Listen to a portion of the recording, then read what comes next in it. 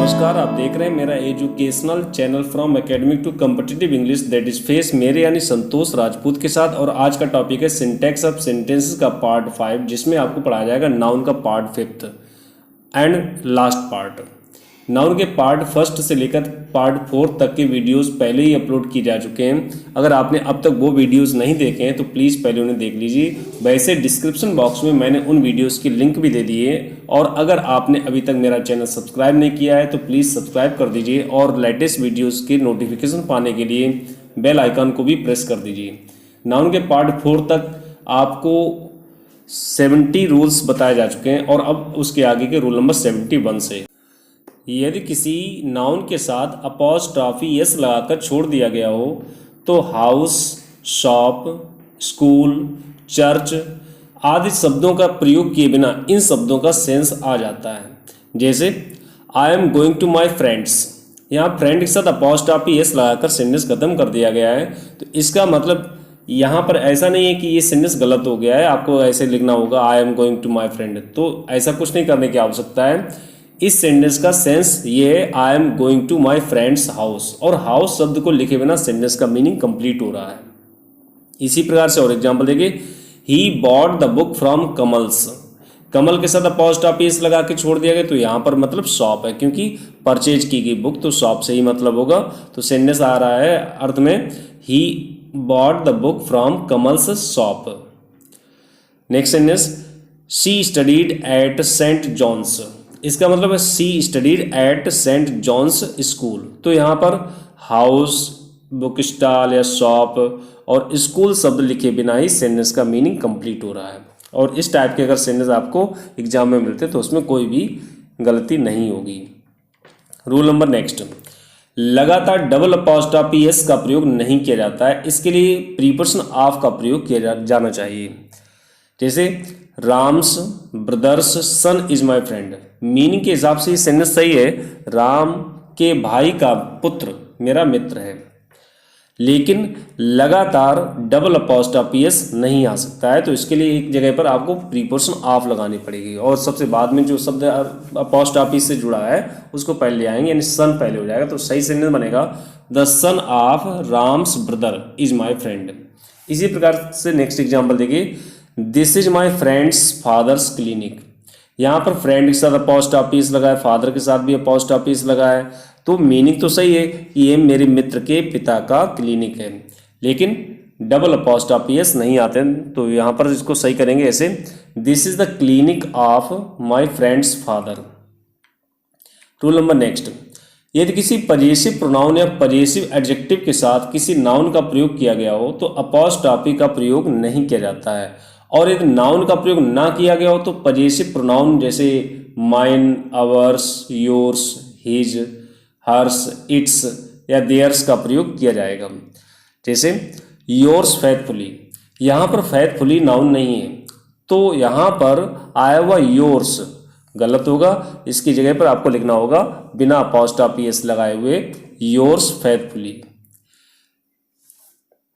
Next example इसमें और समझिए, जैसे योर्स फादर आ जाए अगर, तो फादर यहाँ पर कॉमन नाउन है, यानी नाउन का प्रयोग कर दिया गया है, तो फिर यहाँ पर योर्स का प्रयोग नहीं किया जाएगा, तब केवल योर लिखा जाएगा। इसी प्रकार से नेक्स्ट एग्जाम्पल देखिए, दिस इज माइन बुक, तो माइन के बाद में बुक नाउन का प्रयोग कर दिया गया है, इसलिए माइन का प्रयोग नहीं हो सकता है। यहाँ पर केवल पजेसिव डिटर्मिनर का प्रयोग किया जाएगा जो कि माई होगा। तो सही सेंटेंस होगा this is my book. Next example एक और समझिए, दिस हाउस इज अवर, यहाँ पर अवर पजेसिव एडजेक्टिव का डिटर्मिनर का प्रयोग किया गया है, जबकि इसके बाद में कोई नाउन का प्रयोग नहीं हुआ है, इसलिए इसे पजेसिव एडजेक्टिव के रूप में ना रख करके पजेसिव केस के रूप में रखा जाएगा और पजेसिव केस होगा अवर्स। तो सही सेंटेंस होगा दिस हाउस इज अवर्स, या इसको ऐसे कह सकते हैं this is our house. Rule number next, यदि किसी जीरंड के पहले किसी नॉन लिविंग थिंग का प्रयोग किया गया हो तो नॉन लिविंग थिंग्स के साथ भी अपॉस्ट्रॉफी एस का प्रयोग किया जाता है। नॉर्मली अपॉस्ट्रॉफी एस का प्रयोग सजीवों के साथ होता है, लेकिन किसी नॉन लिविंग थिंग के साथ में अगर जीरंड लिखा गया हो तो apostrophe S non living things के साथ भी प्रयोग हो जाएगा। जैसे एग्जाम्पल देखिए, आई don't like my roof leaking, roof एक नॉन लिविंग थिंग में है और उसके बाद लीकिंग जो लिखा गया है ये जीरंड है। तो जीरंड से पहले जो नाउन का प्रयोग हुआ है उसके साथ में अपॉस्ट्रोफी एस लिखना होगा, जबकि ये नॉन लिविंग थिंग है। तो सही सेंटेंस होगा I don't like my roof's leaking. Next example इसी प्रकार का, the people should oppose the trees cutting. लोगों को वृक्षों का कटना विरोध करना चाहिए। तो ट्रीज के साथ भी जीरंड का प्रयोग हुआ है, तो यहाँ पर भी अपॉस्ट्रोफी कामा लगेगा। ट्रीज नॉर्मली प्लूरल नंबर में लिखा गया है और जिन नाउन्स के लास्ट में यस लिखा होता है उनमें केवल आपको कामा लगाना पड़ता है, अलग से यस नहीं लिखा जाएगा। तो इस सही सेंटेंस होगा the people should oppose the trees और ऊपर अपॉस्ट्रोफी का कामा लगा देंगे, कटिंग। रूल नंबर नेक्स्ट, कुछ कंपाउंड नाउन्स के साथ अपॉस्ट्रोफी का प्रयोग नहीं किया जाता है, जबकि ऐसा लगता है कि इनके साथ अपॉस्ट्रोफी का कामा और यस लिखा जाएगा। जैसे weight lifting, coal mining, winter clothes, waiting list, dining room, swimming pool, driving licence, picture frame, college library, street market, summer vacation, Sunday paper, gold medal, petrol engine, oil stove, chess board, reading lamp, cricket tournament, vehicle insurance, income tax, entry fees, electric bill, education department, इन सभी में apostrophe S का sense है। जैसे मान लीजिए last word लिखा है education department, it means education department, शिक्षा का विभाग है, तो अपॉस्ट्रोफी एस आना चाहिए, लेकिन अपॉस्ट्रोफी एस लिखे बिना ही सेंटेंस का सेंस कंप्लीट रहेगा। इनके साथ अपॉस्ट्रोफी एस अगर लिखा गया है तो वो इनकरेक्ट होगा।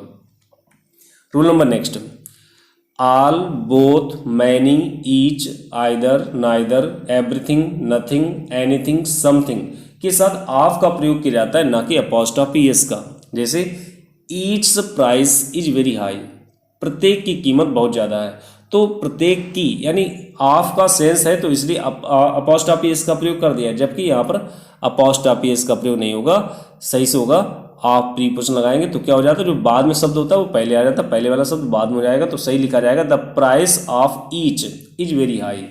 इसी प्रकार से नेक्स्ट एग्जांपल देखो, नाइदर्स बुक इज वैल्यूएबल, तो ये सही किया जाएगा the book of neither is valuable. अगला एग्जांपल, एवरीथिंग्स प्राइस, तो ये सही करेंगे the price of everything. Rule number next, अगर कोई पजेसिव केस एज या देन से पहले प्रयोग किया गया हो तो एज या देन के बाद भी पजेसिव केस का ही प्रयोग किया जाएगा।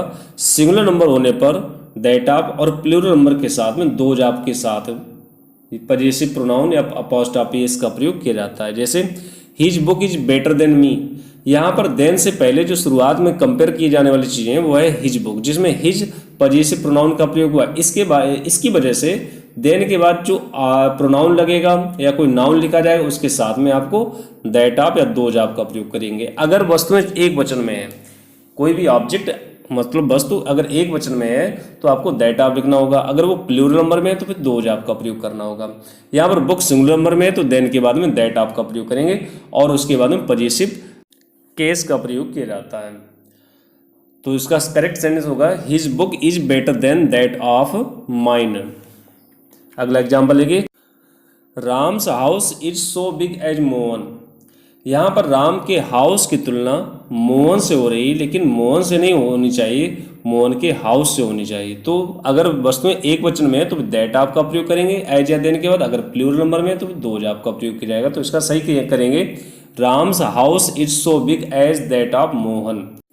रूल नंबर नेक्स्ट, यदि किसी प्लेस के साथ सुपरलेटिव डिग्री का प्रयोग किया गया हो तो अपॉस्ट्रोफी एस का प्रयोग नॉन लिविंग थिंग्स के साथ भी किया जाता है।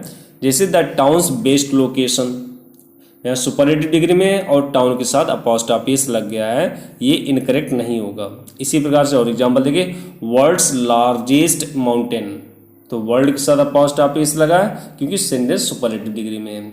द सिटीज हाईएस्ट बिल्डिंग, यहाँ पर भी अपॉस्ट्रोफी एस सही है।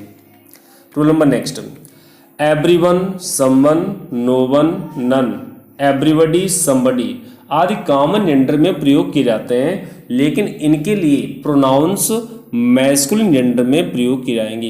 किंतु वन के साथ प्रोनाउन अगर कोई दूसरा आता है तो वन के अनुसार ही रहेगा, यानी वन का ऑब्जेक्ट वन होता है, वन का रिफ्लेक्सिव प्रोनाउन वन सेल्फ होता है और इसका पजेसिव प्रोनाउन वंस होता है।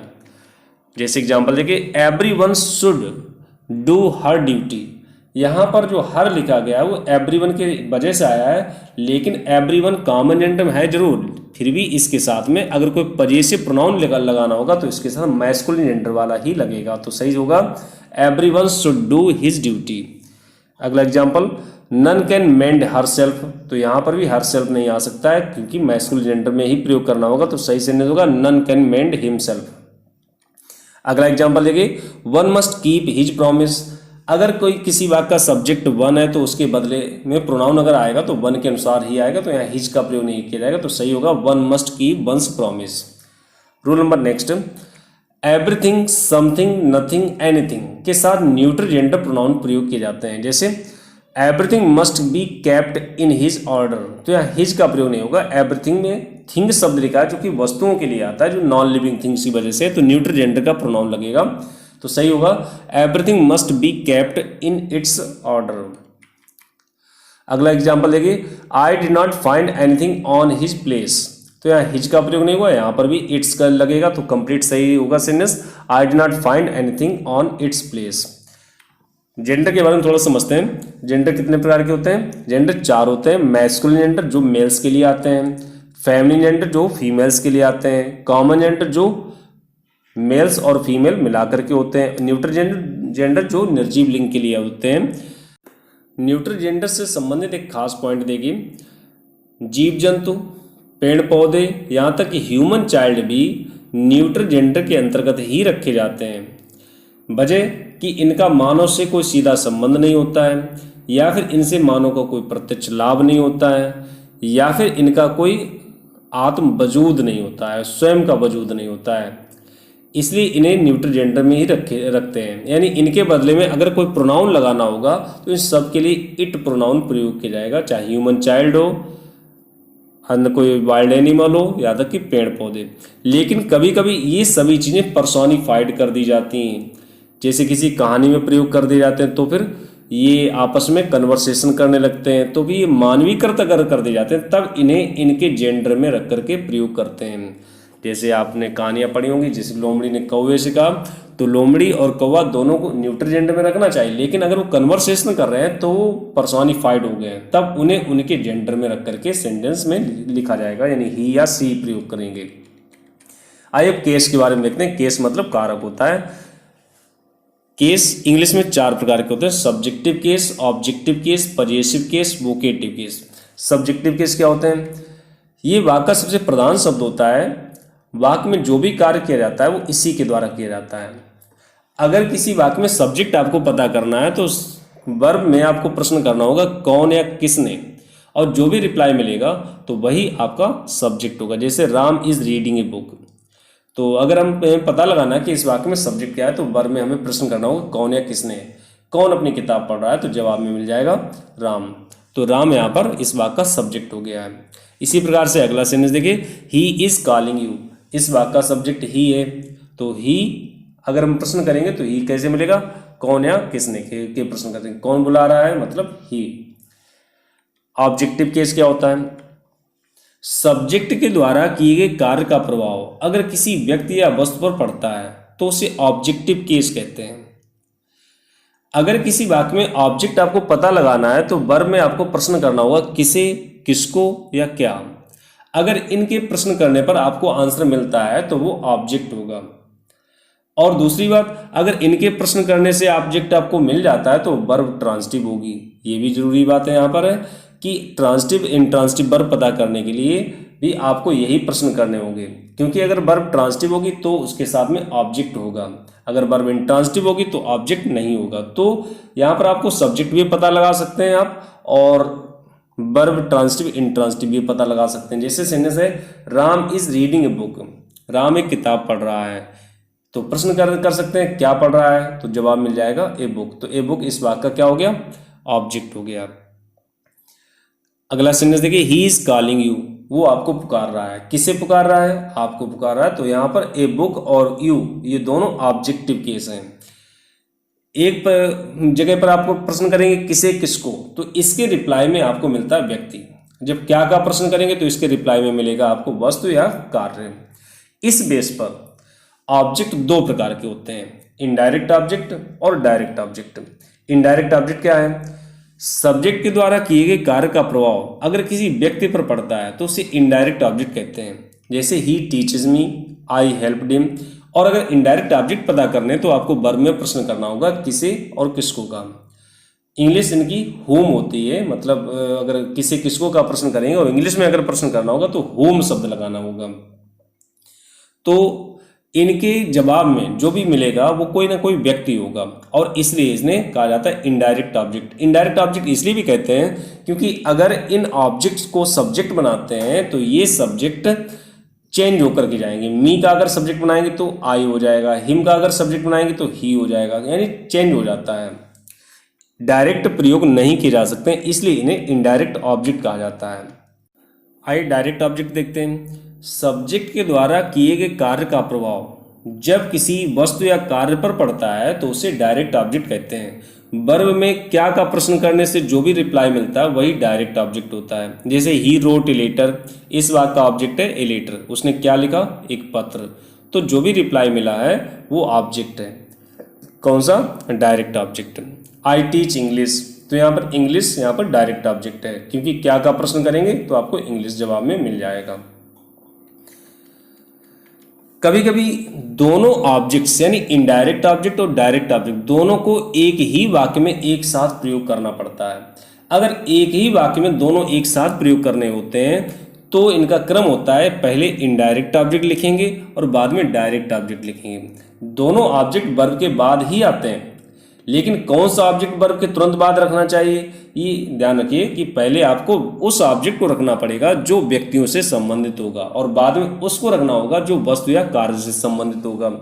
जैसे यहाँ सेंटेंस इस तरह से, ही गेव मी। दूसरा सेंटेंस है ही गेव ए बुक। यहाँ पर दो ऑब्जेक्ट हैं, दो अलग अलग सेंटेंस में, एक ऑब्जेक्ट है मी, दूसरा ऑब्जेक्ट है ए बुक। अगर इन दोनों ऑब्जेक्ट को हम एक साथ कंबाइन करके रखते हैं तो हमारा सेंटेंस बन जाएगा he gave me a book. इसी प्रकार से अगला सेंटेंस आई टीच हिम, दूसरा सेंटेंस आई टीच इंग्लिश। यहाँ पर भी अगर कंबाइन करते हैं तो हिम पहले आएगा और इंग्लिश बाद में होगा, यानी कंबाइंड सेंटेंस होगा आई टीच हिम इंग्लिश। अगर दोनों ऑब्जेक्ट का स्थान आपस में बदलना चाहते हैं तो आप बदल भी सकते हैं, यानी डायरेक्ट ऑब्जेक्ट को पहले और इनडायरेक्ट ऑब्जेक्ट को बाद में अगर रखना चाहते हैं तो आप बाद में कर सकते हो। लेकिन जब इनडायरेक्ट ऑब्जेक्ट बाद में हो जाएगा तो उससे पहले आपको प्रीपोजिशन टू या फॉर का प्रयोग करना होगा। अब ये डिपेंड करता है कि टू प्रीपोजिशन कब आएगी, फॉर कब आएगी। जब भी कोई वस्तु किसी के पास जाती है तो प्रीपोजिशन टू लगाई जाती है, जब कोई कार्य किसी के लिए किया जाता है तो फॉर का प्रयोग करते हैं। तो इस तरह से प्रीपोजिशन आप क्लासीफाई कर सकते हो कि आपको कब टू लगानी, कब फॉर का प्रयोग करना है। जैसे इससे पहले जो सेंटेंस आपने लिखे थे he gave me a book, इसमें ही अगर ऑब्जेक्ट का स्थान परिवर्तित करते हैं तो ए बुक पहले हो जाएगा, मी बाद में हो जाएगा। तो यहाँ पर आपको प्रीपोजिशन भी लगानी पड़ेगी टू या फॉर मी से पहले, क्योंकि वो बुक किसी के पास पहुंची इसलिए प्रीपोजिशन टू लग जाएगी। तो सेंटेंस बन जाएगा he gave a book to मी।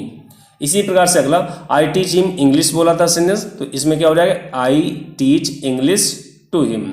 अब फॉर कब आता है? जैसे कह सकते हैं he bought a book for me. यहाँ पर फॉर का प्रयोग होगा क्योंकि जो कार्य किया गया है किसी के वास्ते किया गया है।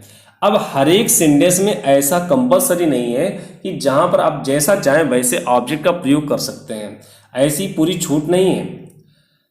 आपको वर्ब के तुरंत बाद में उस ऑब्जेक्ट को रखना पड़ता है जिस पर वर्ब का सीधा प्रभाव पड़ता हो। अगर वर्ब का सीधा प्रभाव किसी डायरेक्ट ऑब्जेक्ट पर पड़ता है तो वर्ब के बाद आपको डायरेक्ट ऑब्जेक्ट रखना होगा। अगर वर्ब का सीधा प्रभाव किसी इनडायरेक्ट ऑब्जेक्ट पर पड़ता है तो आपको इनडायरेक्ट ऑब्जेक्ट रखना होगा। जैसे एग्जांपल देखिए I bought my brother a book. यहाँ पर मैंने दोनों ऑब्जेक्ट को सही क्रम पे रखा है क्योंकि सबसे पहले यही बताया कि अगर एक ही वाक्य में दोनों ऑब्जेक्ट प्रयोग होते हैं तो पहले इनडायरेक्ट ऑब्जेक्ट रखते हैं, बाद में डायरेक्ट ऑब्जेक्ट रखा जाता है। अब माई ब्रदर यहाँ पर पहले और ए बुक बाद में है, यानी क्रम सही है, लेकिन वर्ब का प्रभाव माई ब्रदर पर ना पड़ करके ए बुक पर है। तो वर्ब बॉट के तुरंत बाद में आपको ए बुक लिखना पड़ेगा और माई ब्रदर पहुंच जाएगा बाद में। जब ये बाद में हो जाएगा तो इससे पहले आपको प्रीपोजिशन लगानी होगी टू या फॉर। तो इसका करेक्ट सही सेंटेंस होगा I bought a book for my brother. अगला एग्जाम्पल देखिए he wrote his father a letter. यहाँ पर दोनों ऑब्जेक्ट सही क्रम पे हैं, लेकिन राइटिंग का प्रभाव सबसे ज़्यादा पड़ रहा है लेटर पर, ना कि हिज फादर पर। तो ए लेटर वर्ब के तुरंत बाद में आएगा और हिज फादर हो जाएगा बाद में, और उससे पहले प्रीपोजिशन लगाएंगे टू या फॉर। अगर वस्तु किसी के पास पहुंच रही तो टू लगेगा। अगर आपको लगता है कि कार्य किसी के वास्ते किया गया है, किसी पर्पज से किया गया है, तो फिर फॉर का प्रयोग करेंगे। तो इस सेंटेंस को ऐसे करेक्ट करेंगे, he wrote a letter to his father. Possessive case क्या है? वे शब्द जो किसी व्यक्ति या वस्तु का किसी दूसरी वस्तु पर अधिकार प्रकट करते हैं पजेसिव केस कहलाते हैं, जैसे my, our, your, his, her, its, their, preposition of, apostrophe s, ये सभी पजेसिव केस हैं। जैसे दिस इज माई बुक, तो माई यहाँ पर पजेसिव केस है। The brother of Ram has come here, यहाँ पर ऑफ पजेसिव केस का काम कर रहा है। राम्स बुक इज कॉस्टली, यहाँ पर अपोस्ट्रोफी एस लगा दिया तो ये पजेसिव केस का काम कर रहा है। अपोस्ट्रोफी एस के प्रयोग से संबंधित रूल्स आप नाउन के पार्ट 4 के वीडियोस में पहले ही पढ़ चुके हैं, और अगर उस वीडियो को नहीं देखा है तो आप उस वीडियो को भी जरूर देख लीजिए। डिस्क्रिप्शन बॉक्स में मैंने लिंक भी दे दिए, और या फिर ऊपर आई बटन पर क्लिक करके भी आप उस वीडियो तक पहुंच सकते हैं। इसका चौथा केस होता है वोकेटिव केस, संबोधन कारक। जैसे सेंटेंस है बॉयज सिट डाउन, किसी को संबोधित करते हुए अगर कोई बात कही जाती है तो वही वोकेटिव केस होता है। इनवोकेट इसी शब्द से बना, वोकेट से यानी आवाहन करना होता है। किसी को संबोधित करते हुए जो भी कहते हैं वही वोकेटिव केस होता है। तो बॉयज यहाँ पर वोकेटिव केस हो गया, या इस सेंटेंस को ऐसे भी कह सकते हैं सिट डाउन बॉयज। और वोकेटिव केस को मेन सेंटेंस से अलग करने के लिए आपको कामा का प्रयोग करना होगा, या मार्क ऑफ एक्सक्लेमेशन का भी प्रयोग किया जाता है। जैसे sir, madam, your majesty, your honour, your highness, saving your presence, saving your reverence, my lord, ये सभी शब्द वोकेटिव केस हैं जो किसी स्टेटमेंट में प्रयोग अक्सर किए जाते हैं। तो आज से क्लोज हो रहा है नाउन का टॉपिक, और नेक्स्ट वीडियो में आपको अवेलेबल मिलेगा प्रोनाउन। सिंटेक्स का टॉपिक अभी जारी है, क्योंकि इसमें कुल 8 पार्ट हैं, और नाउन के अब तक आपने 5 पार्ट पढ़े हैं। और मैंने पूरी कोशिश की है कि नाउन से जुड़े हुए सभी बारीक से बारीक रूल्स आपको यहाँ पर बताए जाएं। अगर आपने सारे रूल्स को पढ़ा है तो आप नाउन से रिलेटेड कोई भी सेंटेंस करेक्ट या इनकरेक्ट आसानी से पहचान सकते हैं। स्पॉटिंग एरर्स में इस टाइप के सेंटेंसेस ज़्यादा आते हैं, और मैं उम्मीद करता हूँ कि आपको ये सब 5 पार्ट्स समझ में आए होंगे। धन्यवाद। Subscribe and press the bell icon on the YouTube app to never miss an update.